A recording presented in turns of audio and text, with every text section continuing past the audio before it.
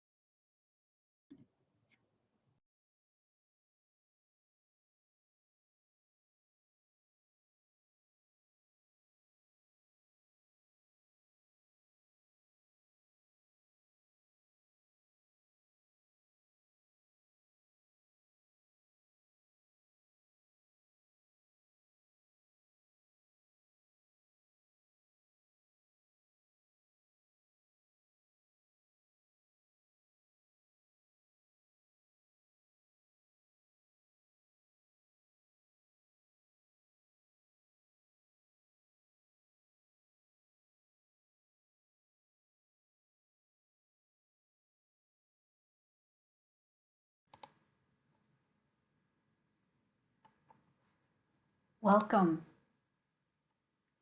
Bienvenidos. The 2021 Organizing Committee would like to welcome you to the 6th Annual Sustainable Development in Latin America and the Caribbean Conference. This is a completely student-run conference organized and led every year by student members of the Latin America Student Interest Group at the Yale School of the Environment. For the many of you that have attended previous versions of the conference, welcome back. And for those that are attending for the first time, we are so glad to have you here. This conference was started 6 years ago by a group of students that realized that not enough emphasis was given to the region at the School of the Environment. The conference was then started with the goal of highlighting some of the important and often ignored sustainability issues in the region. The importance of the Latin America and Caribbean region is often overlooked. The region is remarkably diverse and complex in every aspect, from the types of ecosystems present, the cultural traditions, the land use patterns, the climate, population density, and many, many others. On one hand, it has two of the most important biodiversity hotspots and carbon sinks in the world, the Amazon Basin and the Mayan tropical forest. And it is also a highly urbanized region where the benefits of climate-oriented urban planning will be most impactful. At the same time, Caribbean small island nations and many coastal regions across the continent are under the greatest threat of climate change, and the accelerating urbanization is imposing great stress on water resources. The past year has been challenging for everyone in almost every corner of the world, and the Latin American Caribbean region has been hit particularly hard. Some of the highest COVID-19 death rates in the world are in Latin American countries. This can be seen as a result of the political instability, the social unrest, the limited healthcare, and a number of other factors. However, one of the most important underlying conditions is the pervasive inequality in access to education, healthcare, housing, income, food availability, etc., that exists in the whole region. In addition to these, we are now also seeing how the impacts from climate change are further increasing this inequality gap. So while the region is still a long way from coming out of the pandemic, now is the time to start thinking about the way forward. What have we learned? What are the weaknesses that have come evident? What can we take and what have we learned and move forward in a more sustainable and equitable way? Last year, during the 38th United Nations session of the Economic Commission for Latin America and the Caribbean, the foreign ministers from 33 countries in the region signed a political declaration promising a sustainable, inclusive, and resilient recovery from COVID-19. But how can we make this actually happen? History has shown us that with every crisis comes new opportunities. We sincerely hope that the discussions we will have during our panels this week provide a space and a moment to start thinking of the solutions and opportunities so that we can work together to truly achieve this sustainable, inclusive, and resilient recovery for the Latin America and Caribbean region. And now I pass the mic to Diego. Muchas gracias, Claudia, y bienvenidos a todos. El comité organizador de la conferencia les da la bienvenida a la 6ª versión de la Conferencia de Desarrollo Sostenible en Latinoamérica y el Caribe. Esta conferencia es completamente organizada y dirigida por los alumnos de la Facultad de Ciencias Ambientales de la Universidad de Yale. Para los que han participado en la conferencia en años anteriores, sean cordialmente bienvenidos de vuelta. Y para los que nos visitan por primera vez, estamos muy contentos de tenerlos con nosotros. Esta conferencia se creó hace 6 años por un grupo de estudiantes de la facultad que se dio cuenta que no se daba suficiente énfasis a la región. Desde entonces, la conferencia se inició con el fin de resaltar algunos de los problemas más importantes, pero generalmente ignorados, de la región en general. A menudo se pasa por alto la importancia de la región América Latina y el Caribe. La región es notablemente diversa y compleja en todos los aspectos, desde los tipos de ecosistemas presentes, tradiciones culturales, patrones de uso de la tierra, clima, densidad de población y muchos otros. Por un lado, tiene 2 de los ecosistemas más biodiversos e importantes en el mundo, la cuenca del Amazonas y la selva maya. Y también es una región altamente urbanizada, donde los beneficios de la planificación urbana orientada a la sustentabilidad serían más fructíferos. Al mismo tiempo, las pequeñas naciones insulares del Caribe y muchas regiones costeras de todo el continente se encuentran bajo la mayor amenaza al cambio climático. Y además, la urbanización acelerada está imponiendo una gran presión sobre los recursos hídricos. El año pasado ha sido extremadamente difícil para todos en casi todos los rincones del mundo. Y la región de América Latina y el Caribe se ha visto particularmente afectada. Algunas de las tasas de muerte por COVID-19 más altas del mundo se encuentran en países de América Latina. Esto puede verse como resultado de la inestabilidad política, el malestar social, la atención médica limitada y una serie de otros factores. Sin embargo, una de las condiciones subyacentes más importantes es la desigualdad generalizada, ya sea en el acceso a la educación, la atención médica, la vivienda, los ingresos, la disponibilidad de alimentos, entre muchos otros, que existe en toda la región. Además, ahora también estamos viendo cómo los impactos del cambio climático aumentan aún más esta brecha de desigualdad. Si bien la región aún está muy lejos de salir de la pandemia, ahora es el momento de comenzar a pensar en el camino a seguir por un mejor futuro. ¿Qué hemos aprendido? ¿Cuáles son las debilidades que se han hecho evidentes durante la pandemia? ¿Cómo podemos tomar lo que hemos aprendido y avanzar de una manera más sostenible y equitativa? El año pasado, durante el 38º periodo de sesiones de la Comisión Económica para América Latina y el Caribe de las Naciones Unidas, ministros extranjeros de 33 países de la región firmaron una declaración política en la que prometían una recuperación sostenible, inclusiva y resiliente del COVID-19. ¿Cómo podemos hacer que esto realmente suceda? La historia nos ha demostrado que con cada crisis surgen nuevas oportunidades.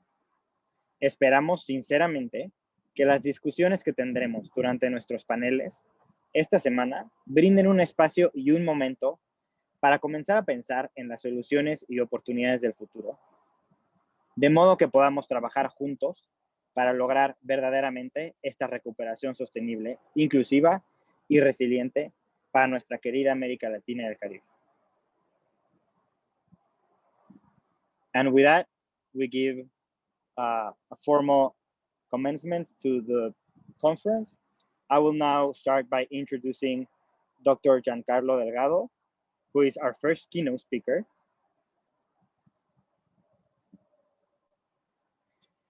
Dr. Delgado Ramos is a full-time researcher at UNAM's Interdisciplinary Research Center on Sciences and Humanities. He is a member of the National System of Researchers and of the National Council on Science and Technology of Mexico. In 2011, he received UNAM's prize for young academics for his work on social sciences. In 2014, he also received from the National Academy of Sciences the prize on social science research. Since 2017, he is a member of the National Academy of Sciences in Mexico. He was a lead author of Chapter 12, Working Group 3 of the IPCC 5th Assessment Report, and currently a reviewer of Chapter 8, Working Group 2 of the IPCC 6th Assessment Report. He's also a member of the Scientific Steering Committee of the IPCC on Cities and co-author of the Global Research and Action Agenda on Cities and Climate Change Science. He has published 3,000 articles, authored and co-authored and coordinated books, and about 150 scientific and non-scientific papers and dissemination pieces. Dr. Delgado Ramos holds a Bachelor of Science in Economics from the National Autonomous University of Mexico, UNAM, and a master's degree on Ecological Economics and Environmental Management, and a PhD on Environmental Sciences, both from the Autonomous University of Barcelona. Gian, the floor is yours. Hi, Diego. Thank you very much for the introduction, and thank you all for inviting me and for spending your evening in this conference. Well, I'm just gonna launch the presentation. I'll start in a second. Just give me one moment. All right. So I have been asked to give a general overview of publication that came out last May, last year, of course. And it was related to our thoughts at that moment. That was about March 2020. So it was kind of early during the lockdown in Mexico and in Latin America in general. And we wanted to get together different people from, mainly from Latin America, but we have some colleagues from Europe, from the United States. And we wanted to have a dialogue on how urban research was going to be changed because of the COVID lockdown and impacts. So we came out with a publication in May 2020. So I'm gonna articulate my presentation around that publication. And of course, I'm gonna offer some comments and some thoughts after we got the publication out and what happened since May until now. So first of all, I'm just gonna give you a very quick overview. I know that most of the attendees are from Latin America, but there are others that it seems that they are from somewhere else. So I'm just gonna offer you a very quick overview on what is going on COVID transmission cases and deaths in Latin America, just to have this point of departure. So these are data from the World Health Organization. And as you can see, these are the cases that have been registered. This is very important to distinguish, because there are a lot of cases that have been happening, even deaths that have been categorized differently than COVID, but most of the experts are pointing out that perhaps the figures are higher than what the official registers say. So anyway, there are about 130 million cases worldwide officially recognized. In Latin America, 25 of those 130 millions are happening in the region. Most of them in Brazil, 12, almost 13 millions of those cases. And as you can see, it follows by Colombia, Argentina, and Mexico. And we are kind of close to reach the million of deaths, and perhaps this will happen once this so-called third wave of COVID-19 arrives, and this will happen after the holidays of this weekend, this past week, and this week. So, of course, I'm just going to talk about general data, and then we'll go deep down on some specific aspects. In relation to vaccinations, you can see that this is kind of surprising in a way, that there are countries that have experiencing a lot of the cases like Brazil, but they are lagging behind in vaccination. There are huge problems in Central America. There is the case of Honduras, for example, that they have vaccinated less than 1,000 people in a country of about 8 million. So we are talking about a process of vaccinating the population that is going very, very, very slow, and is not responding necessarily to the way that the different countries play in terms of the transmission disease and cases. Then there's a CEPAL, that it's the UN Office for Latin America, has been tracking all these different measures that the governments are implementing. The tracking system is kind of, well, we have to take it carefully into consideration, because they are tracking number of measures, not necessarily the degree of success of those measures, and if they have been actually being implemented, at least fully in the way they were proposed since the beginning. So just to take care on the data in that sense. But again, we're seeing a lot of measures being taken in terms of vaccination, health protection, social protection that includes social, economic support of different kind. And again, we have a very diverse behavior of the different countries of the region, and it's not necessarily correlated to, again, to the amount of cases being registered and deaths registered. So if we go, I'm just gonna go into a little detail for Brazil, Mexico, and Argentina, the biggest countries in terms of population. And as you can see, in the case of Brazil, well, one of the things that not all the countries in the region has their tracking system available, but most of them, they do have a tracking system. So we are able to see, at least in terms of the official data, how is the behavior of COVID transmission. And COVID data in general, they offer data on policy, on measures being taken, etc. But in the case of Brazil, most of the cases are being registered in Sao Paulo, in the big cities of the country: Brasilia, Rio de Janeiro, Salvador, and Fortaleza. Those are the top 5 of accumulated cases in Brazil.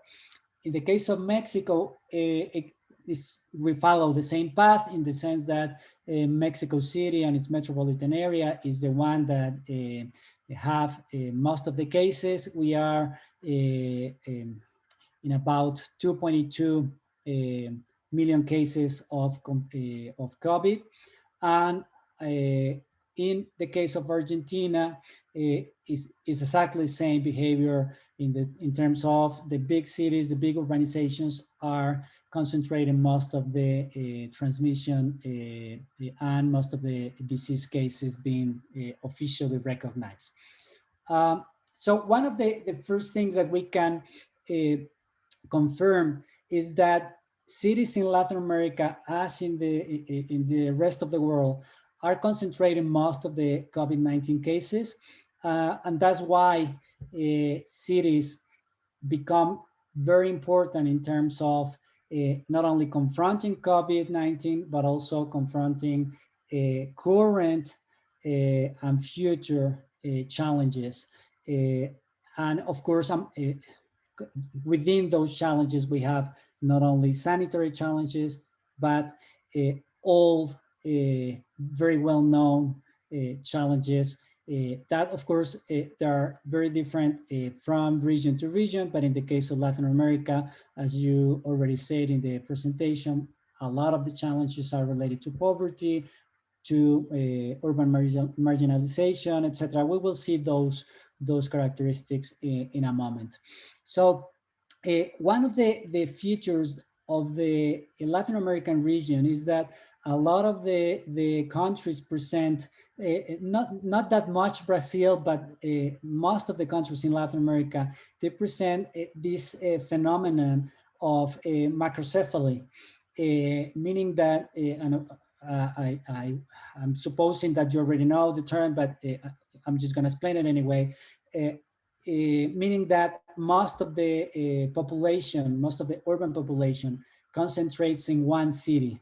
Usually is the capital of the country, and that's why the pattern that I just described for Brazil, Argentina, and Mexico is the same or similar in the case of Brazil, because of the higher amount of population that is concentrated. This is very, very notorious in the case of La Habana in Cuba, with 48% of the cases of COVID being concentrated in the city.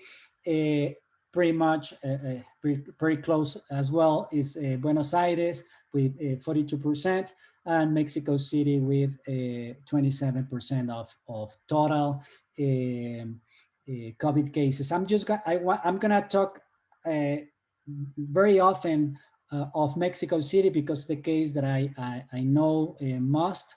I live in Mexico City, so I know what is happening.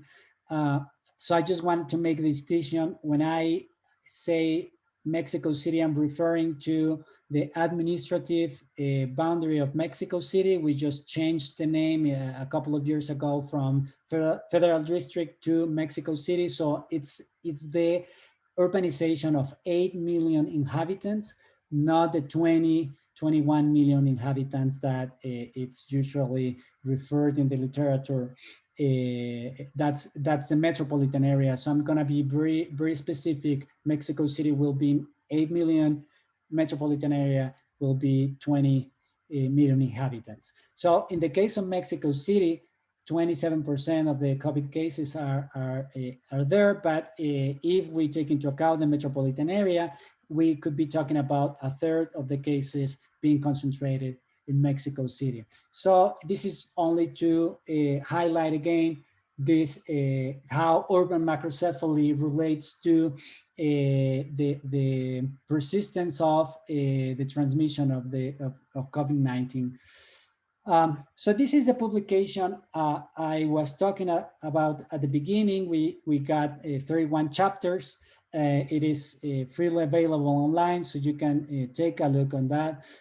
Of course, you have to take into consideration that it's a publication that was based on a conversation that we got one of the first virtual conference that we organized at that time. And so the pandemic was it was a very new phenomena. We only had a couple of months of lockdown in the region. So it was a very fresh conversation for us. So of course, there's a lot of to say now after pretty much 1 year after. This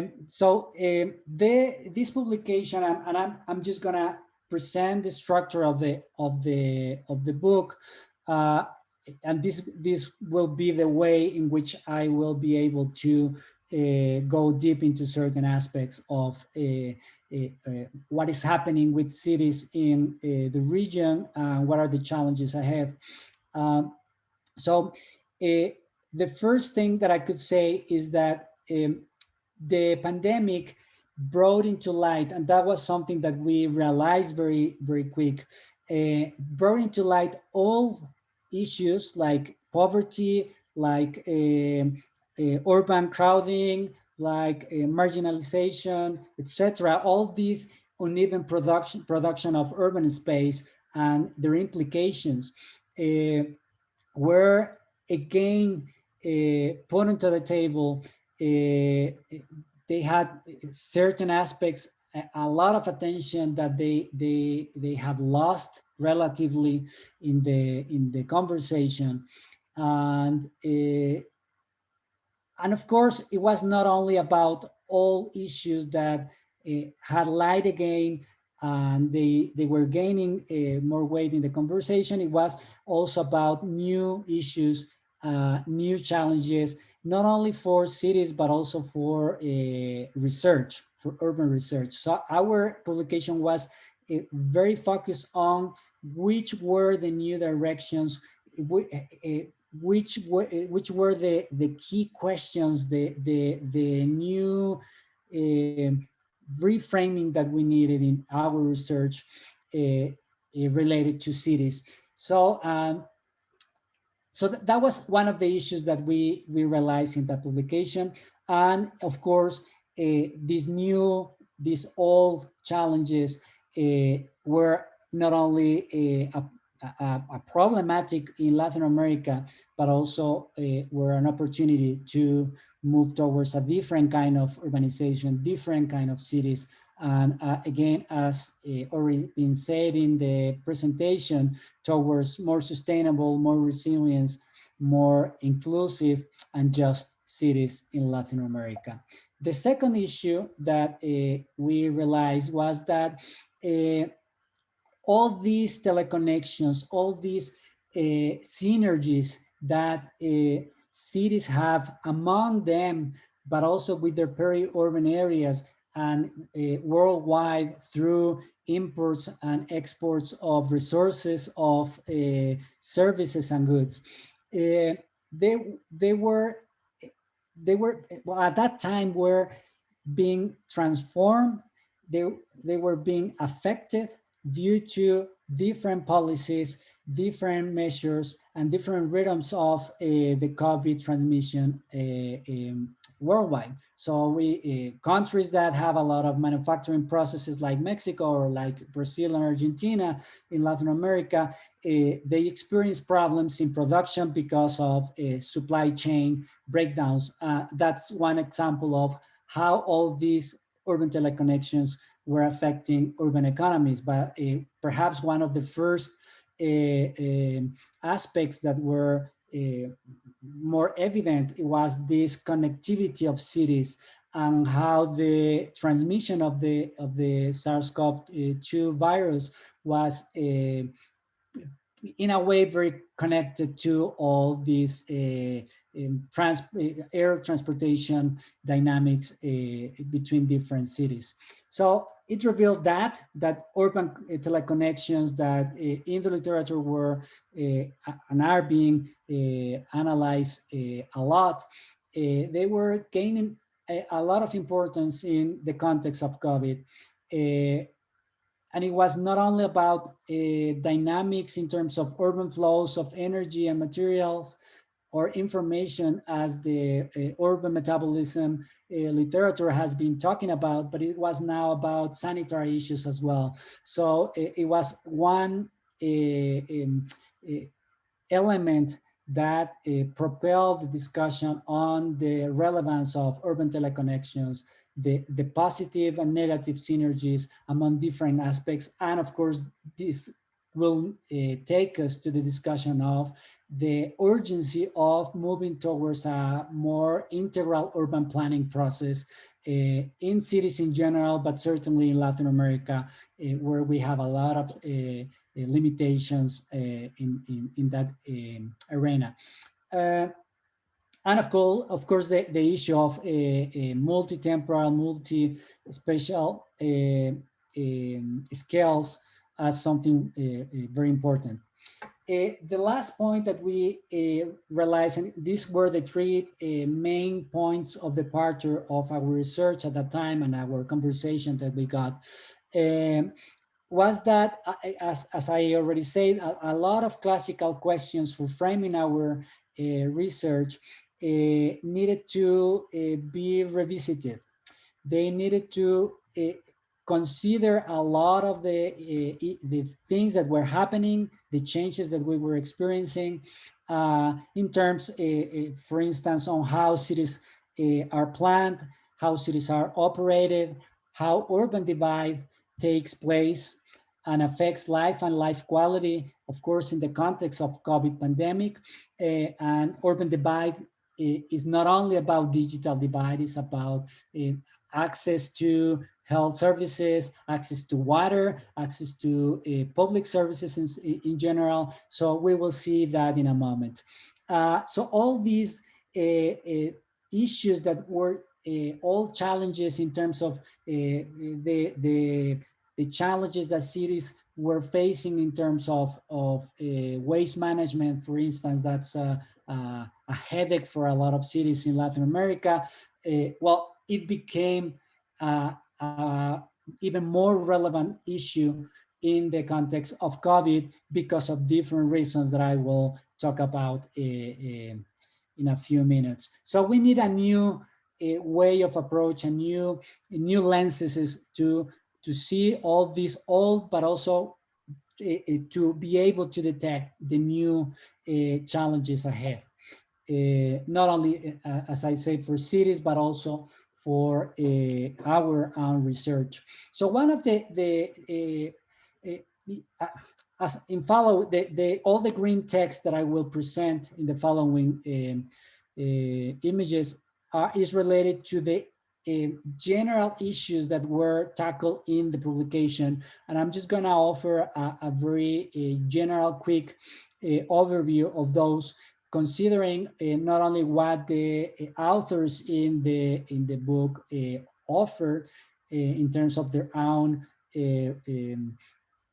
um, thoughts and vision of what was happening in the different cities and countries that they were analyzing, but also a personal opinion on what is going on in terms of those issues in the last year once the publication appeared. So one of the key aspects that has been discussed in general and from a different point of views, not only in terms of the disease transmission, but also in terms of how to rethink, for instance, the renewal and the renovation of cities, the expansion of cities, if it's the case, and I mean, in a business as usual scenario, that will be the case.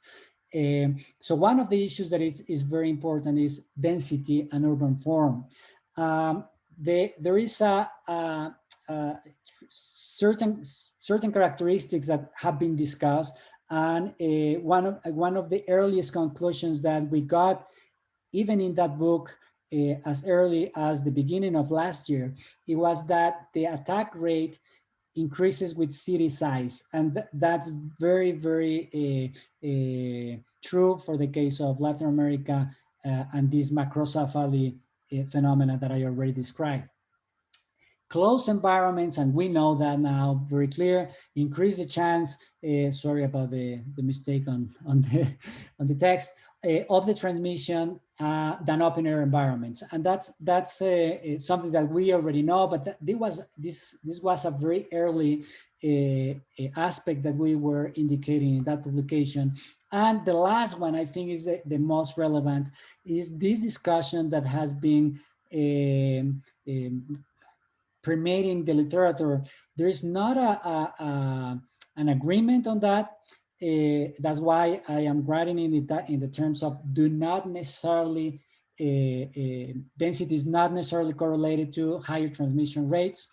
There are a lot of studies that says that in some cities, there is a very clear or some degree of correlation between density and transmission. But there are a lot of other studies that say that this is not the case. What all the studies seem to agree on is that urban form is always an issue that models in a way the transmission rates of COVID and of course of any infectious disease. Poverty, of course, urban crowding are another two aspects that are very, very important in terms of how low or how high are the transmission rates. And this is very clear when we see urban form, and this is from Hilda Blanco in our book. It's very clear when we look at the urban form. I mean, we can have the same area of land, but that area of land could be arranged in different ways, as you can see in the figure on your right. And that will allow a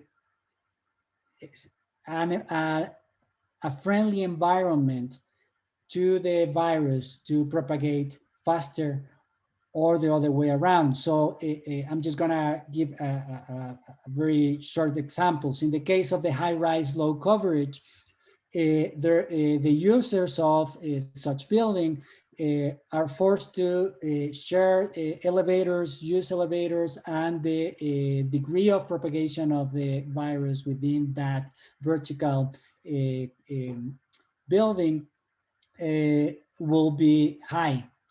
If we have a low rise, high coverage, the problem on that arrangement is that there are no green areas or open space areas that allow people to exercise, to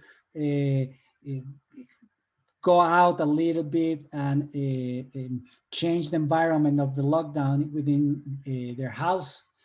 And that will have, again, health and mental implications for people that it's in lockdown and social distance. And the last one, the medium rise, medium coverage, seems to be the most appropriate because since these are buildings that are at the most 5, but pretty much is between 3 to 5 floors high, this will allow the users to avoid elevators, and it allows as well to have a considerable amount of open space to keep social distance and somehow limit the transmission of the virus. So urban form, if we look at it as a 3-dimensional issue, then all these aspects come out and become relevant. And the last issue related to this is, of course, that the different actions, the different typologies of policy being implemented at the city level, and of course, a lot of these policies and actions are related to subnational and national levels of government. And it depends of the country. Sometimes is a very vertical approach of policy implementation and actions. In other cases, there is a little bit more of room for local governments to implement their own actions and priorities. But the timing and the type of a policy and their implementation, it has been crucial to either reduce or to increase transmission of the virus and death rates as well. And this is very clear. I'm just gonna give 2 very quick examples. Not very well policy, not very well articulated, and in a way assuming that the COVID, the pandemic was not an actual problem. It was not too relevant, kind of something that it was even in some cases, in some forums, it was treated as something not real. It led to Brazil to have very high numbers of transmission. And this was from the figure of the president all the way to, in some cases, local authorities. In the case of Mexico, we have a different learning. We can learn something different. We have Mexico City and its metropolitan area. And for those that you know the region, you will know that the city of Mexico has is composed by 16 local governments being led by different political parties. Well, I'm not going to go into politics, but anyway, it has different local politics, parties being in charge, and to the 2 states, Mexico City state and the state of Mexico, which all the peripheral local governments are from, is being led by a different political party. So 2 opposed political parties sat down and agree a certain degree of coordination at the metropolitan area, because they understood that if either of the 2 of them did not take coordinated actions, they will not be able to contain the transmission disease. So they sat down and they coordinated everything from the different measures to be implemented to the coordination of we use a street light indication of the degree of transmission and the different actions that we should take if we have to be locked down or not, and in which degree we need to take certain considerations. So that was coordinated between these two state governments, and it seems that it has been work, and it's something that has not been happened before, and this is very important to highlight. Mexico City and its metropolitan area has a lot of problems of coordination in different aspects. But just to talk about the environmental issues, we have huge problems with coordination in terms of water, in terms of waste, in terms of climate policy. We are not being able to have a smooth coordination at the metropolitan level, even though that we have a megalopolitan entity that is supposed to be in charge of coordinating all the environmental policy and interventions. In practice, since the establishment of that entity, the megalopolitan entity to track and coordinate different actions in climate environmental issues,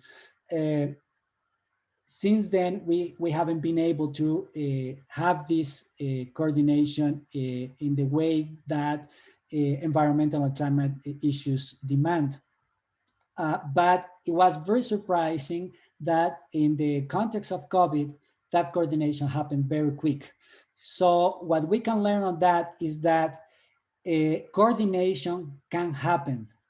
We need only this political willingness to happen, and it can happen. And this is a good example, and it's a good news to learn that if we have this political willingness, we can move forward environmental and climate issues at the metropolitan area. So this agenda, that this gap in the environmental climate agenda can be closed if this political willingness moves forward. And COVID-19 demonstrated that. Another issue that it was discussed in that publication was the transboundary challenges during COVID-19. And in this case, I'm going to talk, the book has the description of the case of Tijuana and San Diego, but I'm going to talk in this presentation of El Paso and Ciudad Juarez.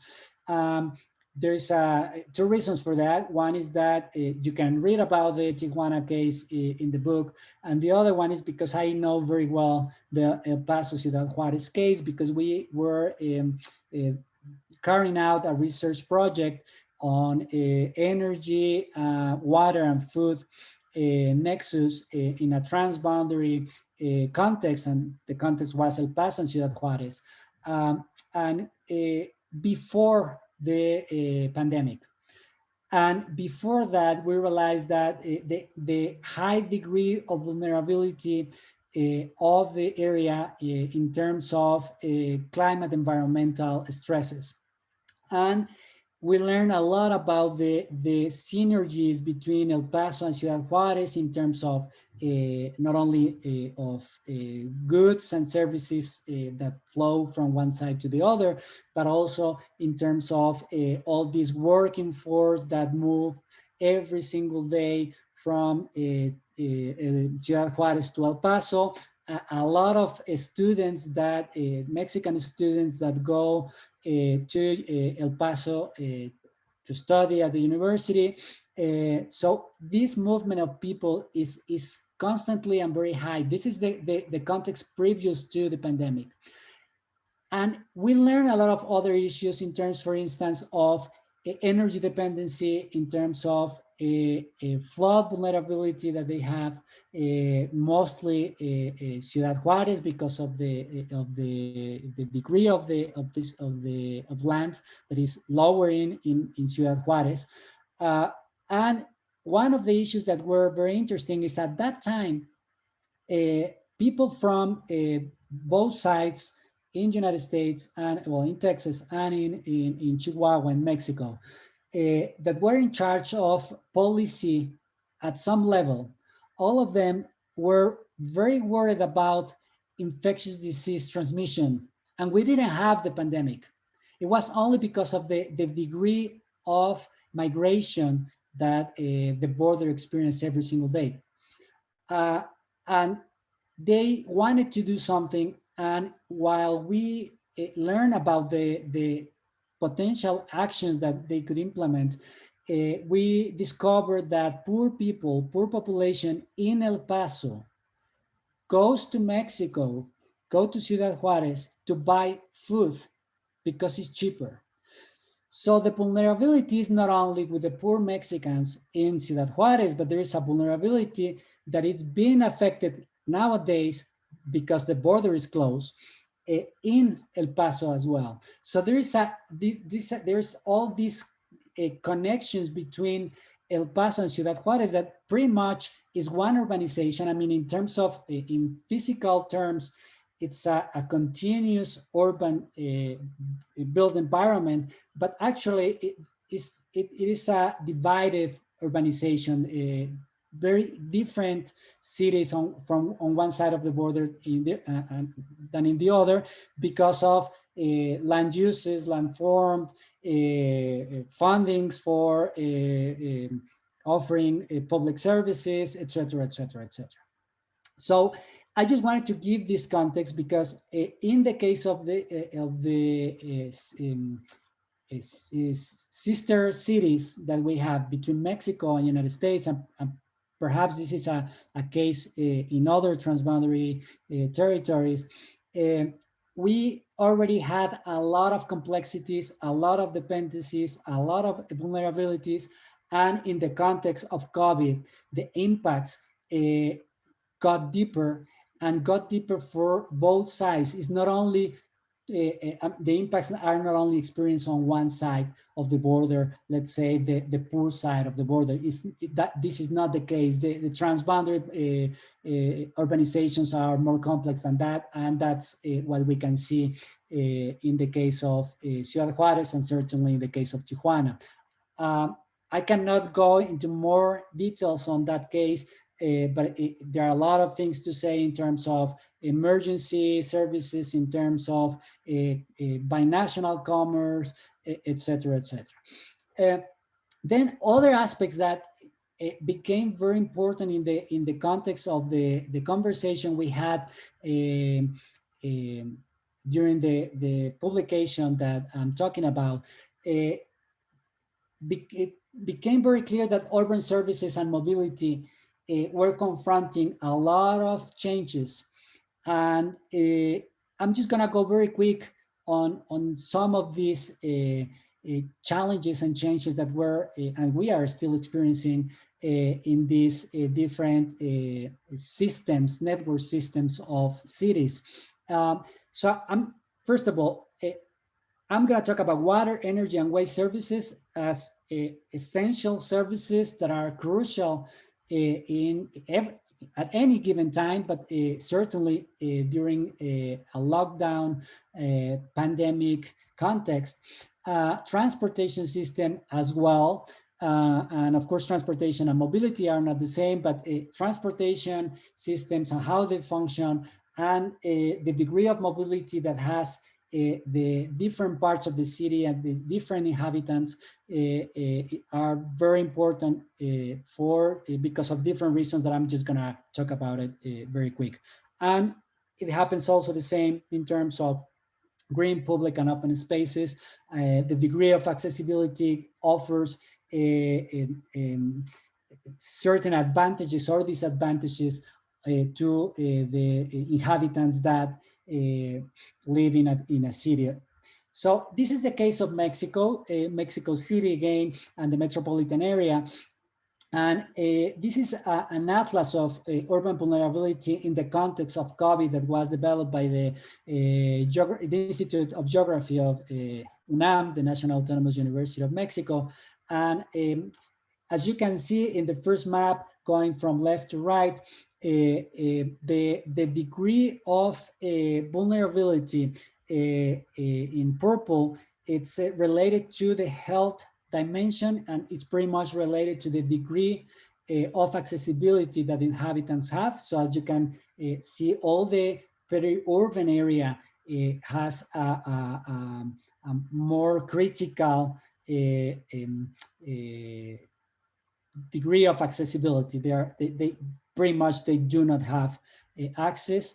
And on the second map, the one in the middle, that's exactly the same, but in this case, what is measuring is the socioeconomic dimension, which includes aspects such as employment, income, and marginalization. And the last one, is the integration of those indicators that I just presented before, and another ones that you can find in the atlas, and they integrate the whole thing, and they show the degree of vulnerability of the metropolitan area. And so this is a pattern that we will find pretty much in most of our cities, in terms of more the central part of the city will have lower degree of vulnerability, and the peripheral areas will present a higher degree of vulnerability. So the accessibility to healthcare systems is crucial to understand the degree of transmission of the disease. Just give me a second because I'm having trouble with the presentation. Okay, so I'm just gonna now talk about the other systems that I was mentioning before. In terms of water, what is why is relevant water? And that's kind of very straightforward, because if we need to wash our hands constantly because of the pandemic and the transmission of the virus, then what happened with all these people that do not have access to water? And this is a reality for some cities, but mostly for the peri-urban inhabitants. We can see rates of access to the service for 90%, 95%, 99% in a lot of cities in Latin America, but that 1% could be very important, and it's most of the time located in the peri-urban area. In Latin America, the problem is not the access to the service, but it's more about the quality of the service. So one of the pictures that I am including in this presentation is the donkey with the water tanks on top. And that's Mexico City. That's the peri-urban area of Mexico City. I mean, I'm not talking about Africa, I'm talking about Mexico City. So there is a huge problem of poor people before the pandemic, highly vulnerable in terms of in socioeconomical terms, but now with the pandemic become even more vulnerable because only in this case of the lack of access to water. And for those that do have access, the quality of the service is highly compromised. And one of the problems is that now a lot of people has to be at home, and the rate of water consumption in a lot of parts of the city increase with that. So the parameters of water use that we used to know, or the authorities used to know, changed because of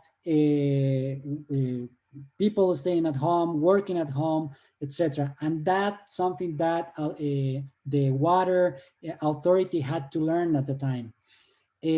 All the people that didn't have access, at least in the case of Mexico, and that became from the authorities of the national authorities on water, they decided to offer gel instead of water because it was easier to offer a certain amount of gel to poor people that lack access to water rather than closing the gap of offering this service to the population. So we have an old problem that became or had this new twist in the terms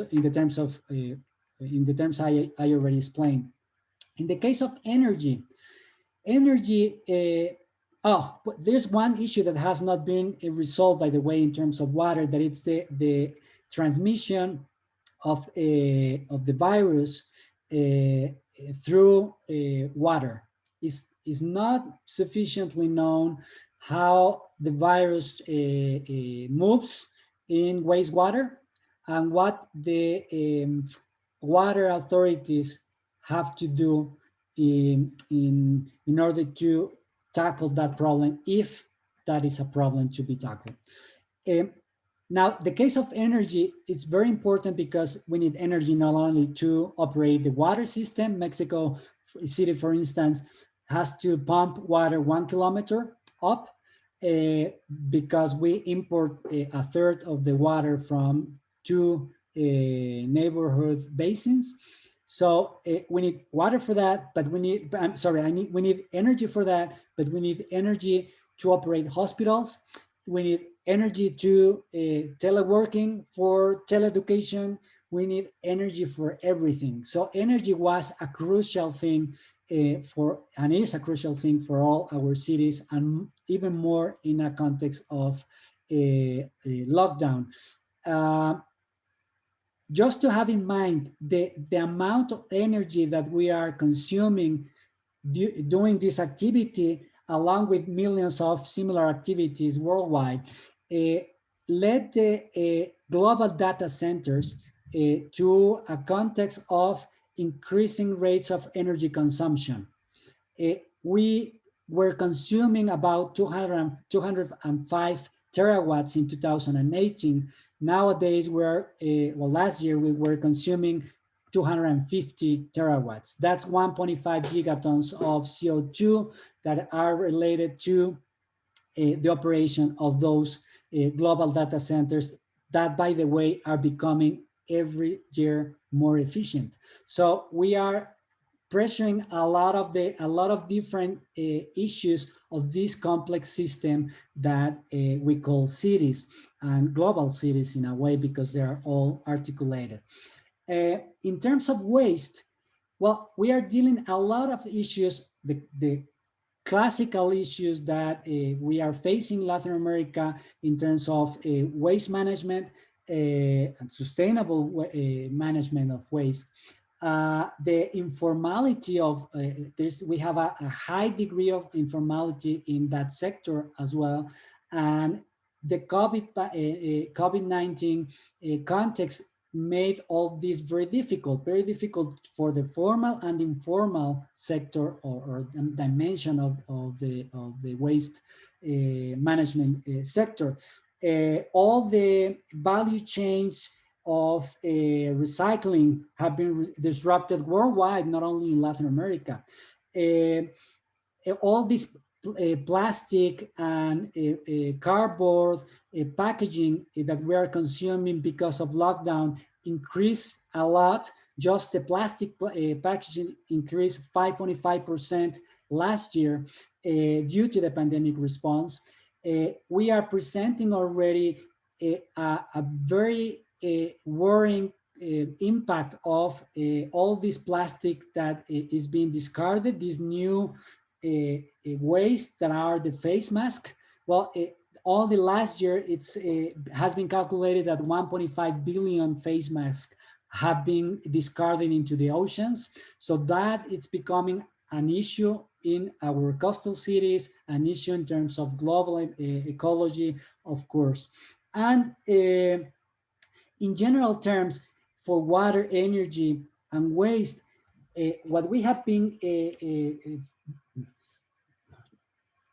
seeing in different cities in the region is that the lack of coordination in the service at different levels that we used to have, well, it's becoming a greater problem in the context of COVID. There is this historical constraint on investments that are becoming a higher problem too.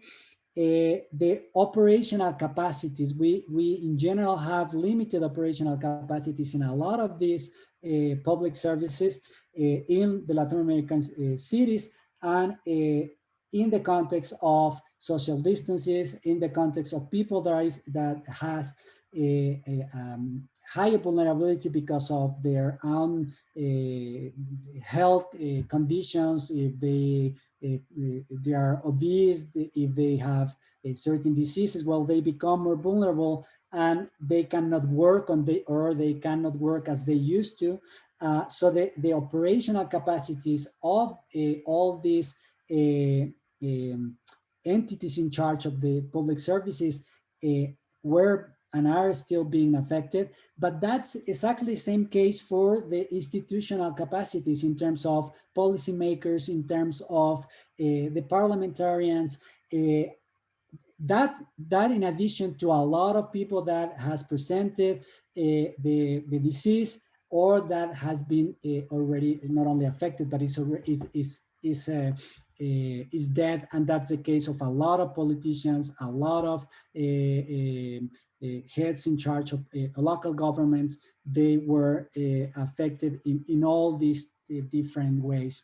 And of course, the supply chains for everything, for sustaining water service to sustaining the energy provision, etc. All of the supply chains have been disrupted, and it has implied a lot of new challenges to operate. In the case of transportation, just to move forward, I'm just about to finish the different aspects of cities. But in the case of transportation system, that's very interesting because there is a tension, there's a trade-off between the need of implementing social distance measures and at the same time having a viable operational cost. So the most of the entities in charge of urban transportation can implement social distance measures for a while, but they cannot do it in the long run. If they do that, the system will not be, in economic terms, it will not be sustainable. So that's a challenge that all the cities are presenting.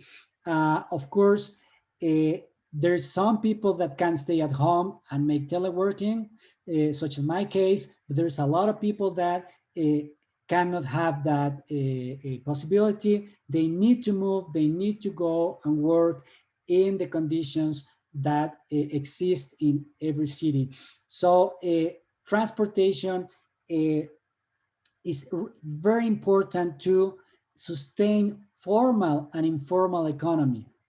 In Mexico, 23% of the economy, the GDP, it's related to informal economy.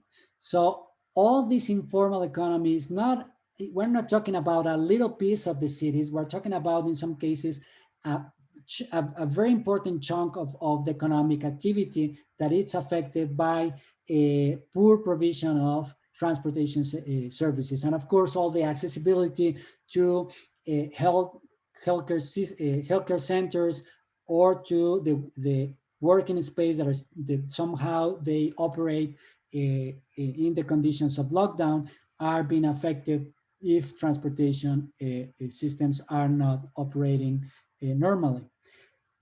We identified in that publication, and that was a work from an Argentinian colleague, that the bicycle became one of the ways of transportation in cities that is on one hand is sustainable, but on the other hand that was seen by the authorities as a way, as an alternative transportation way for a lot of people. Mexico City implemented a lot of cycle lines, new ones that we didn't have because of the COVID lockdown, and they are to stay. That's what the government says. So, but while we see that in Mexico and in other cities in Latin America, that bicycle became relevant in a lockdown context, in others such as Madrid, such as Barcelona, they ban the use of bicycles for sport use or recreational use of bicycles. They ban it because of, or as a part of the lockdown measures that they implemented. So that's what I meant at the beginning, that different type of policies have different implications in terms of the rates of the transmission and rates of the COVID deaths. So just to keep going, there were other issues that we discussed as well 1 year ago in terms of social vulnerability and COVID-19 in cities that is related to informal neighborhoods, to urban overcrowding, a lot of aspects related to gender, gender violence at home, but also the implications of losing their jobs or having their salary cut down, sometimes in half, and that had a lot of implications for women-led families. So there is a lot of gender aspects that are very important. Also in terms of the health workers, the healthcare workers, a lot of them are women.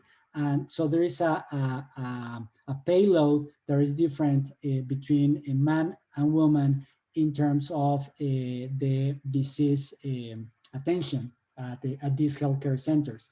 There were other things that I think that are very important in terms of informal economy, informal jobs that I already say something about that, and a huge impact in terms of urban economy for those coastal cities that pretty much live through tourism activities. That's the case of the Riviera Maya. That's one of the most visited places in the whole region in Latin America, and it has been highly impacted by the COVID lockdown and the prohibitions of flying to Mexico or from Mexico. There were two more issues that we deal as well in the book related to the infodemic, related to how risk management and communication of COVID was framed and is still being framed, and the political and policy implications that it had, and also in terms of urban democracy. And we have seen a lot of contestation processes in different cities in Germany, but also in our countries in Latin America, because a part of the population feels that their rights are being somehow compromised because of the lockdown measures being implemented in some countries and in some cities. And finally, of course, all these psychological and mental issues that are related to the lockdown that affect particularly urban population because of urban form or urban density and all these aspects that I already talked. So to finalize, this is a context that is very challenging. We are now discussing while we are vaccinating the population, slow in some countries, very slow in some countries, but we're now talking about how to move forward, how to think about the post-COVID context. And the problem with that conversation at the moment is that most of the policies are more about the rescue typology rather than thinking on urban transformation that actually lead us to sustainable resilience, just cities. And it's more about bouncing back to what we already had. And most of the financial or the money that is going to be put into these actions is not money that has been already spent. It is money that has been promised to be spent. Only 4% of that money has somehow this green characteristic. This is a study by, among others, Nicholas Stearns and colleagues, as you can see, and they detected that only 4% are green investments. An additional 4% are brown, and the remaining ones are colorless because they are not very clear if they are going to support urban transformation or not. And the brown investments is a huge risk for Latin America because of economic constraints that we are facing, and we are experiencing a a setback in the economy that it has been estimated by CEPAL in 10 years of economic crisis or decline. So this is the brown investments are a temptation for a lot of our governments because that sometimes are the cheaper way to face certain immediate challenges. Not necessarily the cheaper in a broader dimension and not necessarily in the medium long term, but policy and political times are to be considered in this context as well.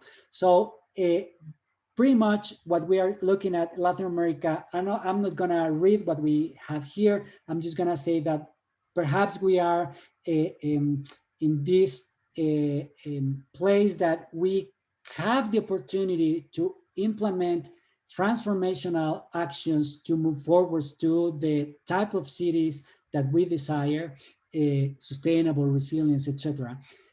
But we have the other option that it's the stronger in my way of seeing things right now. This option is just to go back as business as usual practices. And we are looking at that, if, for instance, in Mexico will not accomplish its commitments in these climate change commitments because of the economic setback that we are experiencing. So the extent in which climate and sustainability issues are included in all these recovery plans and actions will be a key factor to accelerate social transformation need, not only in the health sector, but in general terms, and that includes certainly our cities.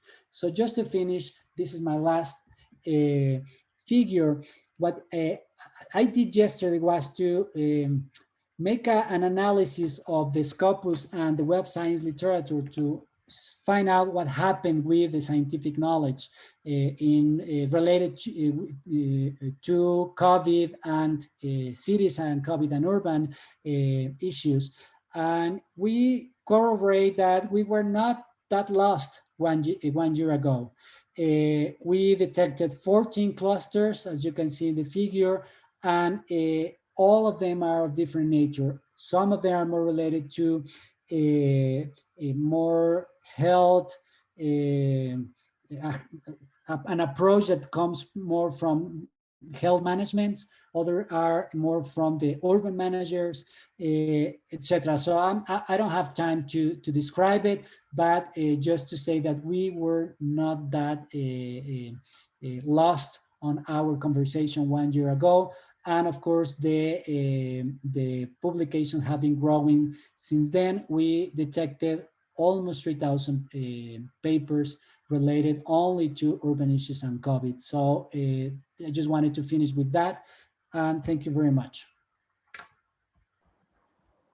Thank you so much, Gian, for this amazing presentation. I think that's a great note to finish and continue on to our further talks tomorrow and during the week. We have a couple of questions from the audience. So I hope they're brief and quick for you. The first one from Ilana is, why do you believe Brazilian COVID-19 scenario has been marked by a much higher decentralization than its neighboring Latin American countries? Could it be due to its continental size and a substantial lack of lockdown measures in urban or municipal borders? I'm going to offer just a very short answer. I think it's related to of course, the population size, the extent of the territory of that country, but mostly it's because it's a country that, as Mexico, it's highly polarized in terms of a very small percentage of the population that it's rich, and most of the population, more than half of the population, is poor. So those are the characteristics that we, in a way, share. But what makes different Brazil, perhaps, besides those issues, is the way the policy has been implemented by the head of the country. The president of Brazil has not taken the measures that most of the leaders of the region have been taking. And when they they have been doing it lately.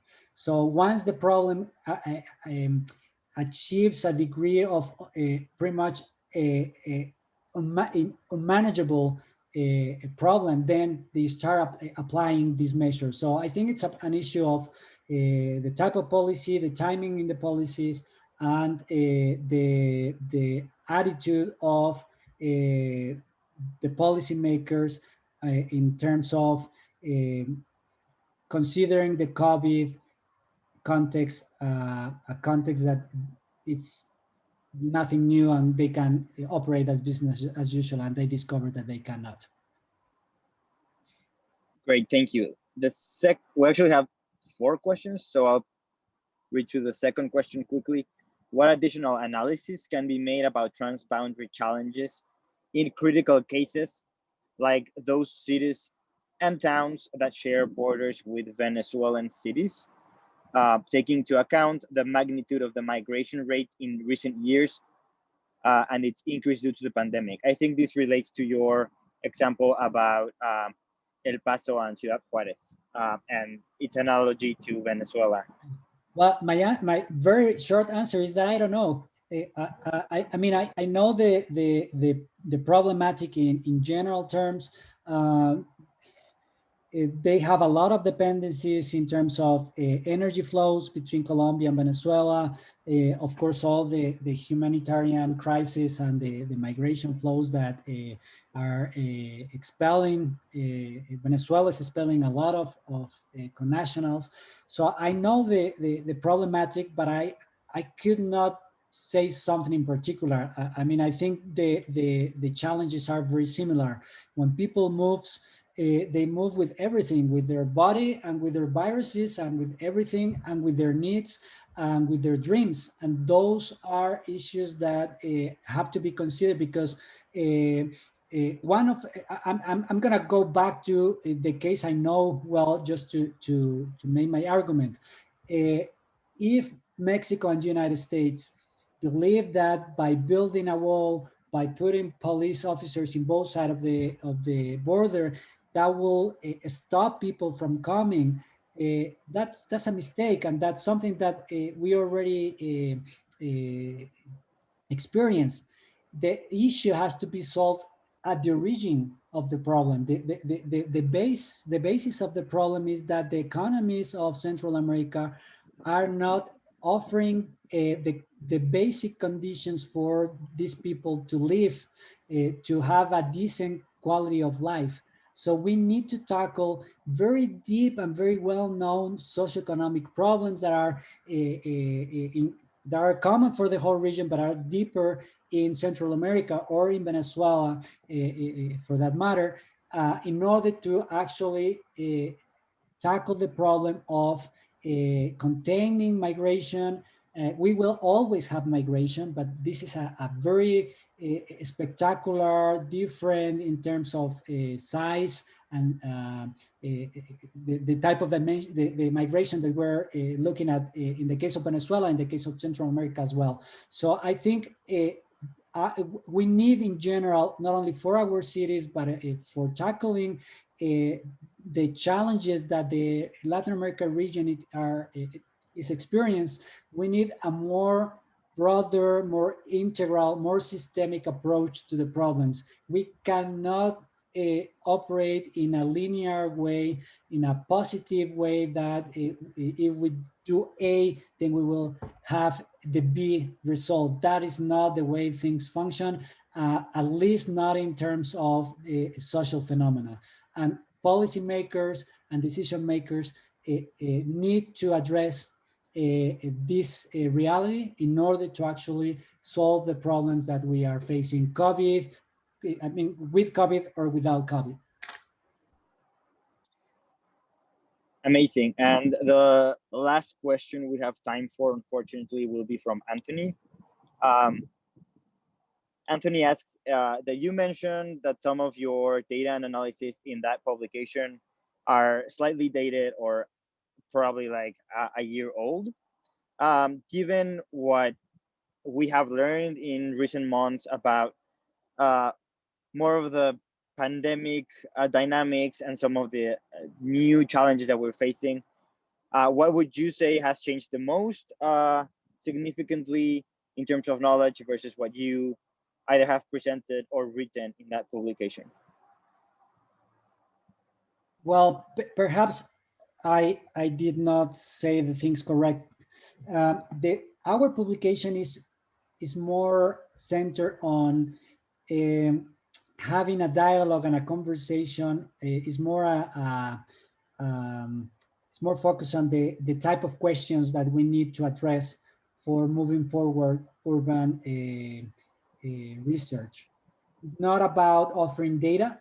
There are some chapters that they do offer data, and of course it's updated. Most of the data that I presented right now, is data that I have been gathering in my own research. It's not in the book. So perhaps that was something that I did not express correctly. I think that we have a lot of problems in terms of data. Not only COVID data, but in general, at the local scale, we are struggling for a long time in terms of data availability, quality of the data. So my answer will be that we urgently need to work on data and trying to systematize data. We have been working on that through urban platforms of knowledge. We built one in Mexico, and we are working on that, on trying to systematize the data in order to inform decision makers and decision processes. We are not naive, believing that by having the best data available, the decisions are going to be correct. There's a long way between having good information and having the correct decisions. But certainly, if we don't have the data, if we don't have the knowledge, the possibility to have wrong decisions is higher. So our responsibility, at least from being an academic, from the scientific point of view, our responsibility is to work on the data and try to connect those results with the policy process. So working more and more in the interface between policy and science. That's something that is critical to address COVID challenges, but in general, sustainability issues in Latin America. So that could be my answer, because if I go specifically with data on transmission or on COVID in general, or other issues, it will take me longer, one, and secondly, I think the infodemia, it's everywhere, and it's not only during COVID times. It's being used politically, being used before COVID, and it will be used in the future as well. So we need to be very smart in how we gather the information, how we clean this gray literature that prevalence a lot in the region. If we go and try to see data in I don't know, climate adaptation, risk management, there are certain topics in the regions that are more difficult than others. We will find that most of the data is gray literature, and we need to work on cleaning that data, systematizing that data, and offer a more clear idea of what is going on in the region. I would like to add just one more thing, because the presence of Latin Americans in this conversation, if we want to figure more in the literature that is being prepared for decision making at the global level, meaning the IPCC, for instance, we need to public scientific literature that talks about the region and that shows the challenges and that shows the opportunities that we encounter. And we don't have that much literature for the region. So when we are working within the IPCC, for instance, well, we want to say things that we know that are happening, but there is not the publications that back those ideas. So I just want to make the call for all of you to think about the relevance of publicating all the research results that you get, because that is not only a scientific issue, but it's also working at the same time in this scientific policy interface, because we can offer more data, more information to inform policymakers. That is a great point to end this session, especially since that is also one of the intentions of this conference, to bring about more discussion about Latin America, both at the global level and within our own countries. So thank you, Gian, so very much for this very interesting talk. It has been great to hear from you, to really set the tone for the remainder of the week. I think we're pretty much very well informed now to discuss other issues, whether that's water, education, energy, etc. So again, thank you very much. And we hope to see everyone in tomorrow's sessions. Thank you. Have a nice day. You too. Gracias. Gracias a todos. Nos vemos mañana. Hasta luego.